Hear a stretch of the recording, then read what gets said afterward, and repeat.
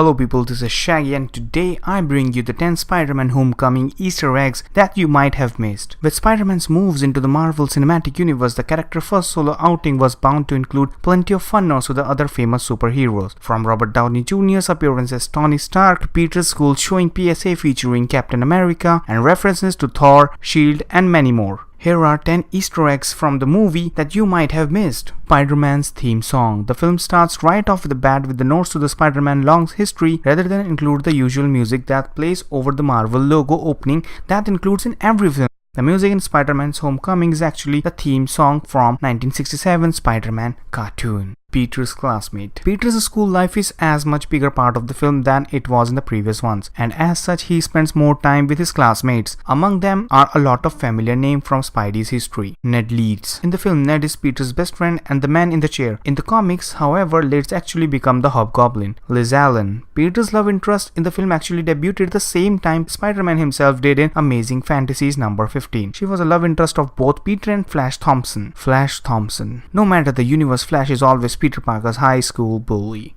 Betty Brant. In the comics she works for the Daily Bugle, but in Homecoming she is another one of Peter's classmate. She's getting a jump on the journalism career as a reporter for the school news channel. Fun fact, in the comic Betty Brant has a relationship with Ned Leeds before he breaks bad. My friends call me MJ. Michelle sticks to the background for most of the Spider-Man's Homecoming, more content to be reading her book than caring about what's going on around. It isn't until one of the last scenes of the film, when she is nominated to be the new captain of the academic decathlon team, that she reveals her friends call her MJ. In the comics, MJ is the nickname of Mary Jane Watson, the love of Spider-Man's life. Vulture's henchman. Michael Keaton's character Adrian Toomes has a pretty decent operation going by the time Spider-Man starts interfering, but there are two members of the Vulture's team that stands out as other villains to the wall crawler. Herman Skutz. Herman Skutz gets his supervillain name in the Spider-Man Homecoming. He is Shocker, not exactly the biggest villain in the Spider-Man's Rogue Gallery, but it's fun to see him on screen after years of Green Goblins. Phineas Mason. Phineas Mason doesn't actually get his villainous moniker in the film, but in the comics he is known as Tinkerer. McGargan.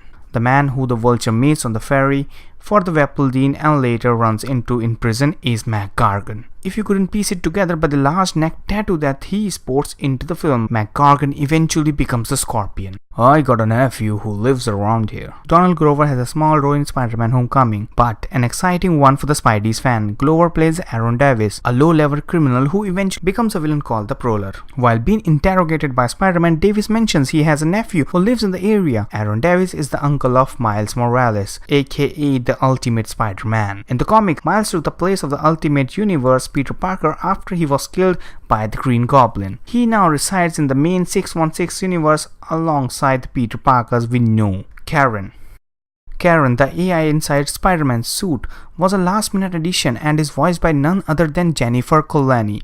Connelly is married in real life to Paul Bettany, who, before becoming Vision in Avengers Age of Ultron, voiced Jarvis the AI in Tony Stark's Iron Man suit. Principal MORITA. In great nod to the larger MCU, Keenan Choice plays the principal of Peter's school's Principal MORITA. In Captain America: The First Avenger, Choi played Jim MORITA, a member in the Howling Commandos. He returned to play his own grandson in Spider-Man Homecoming. In a scene in his office where he is speaking with Peter, there are photos of Jim and Howling Commandos. The Amazing Spider-Man number 33. The Spider-Man films have paid homage to famous covers and scenes in the past, and Homecoming is no different.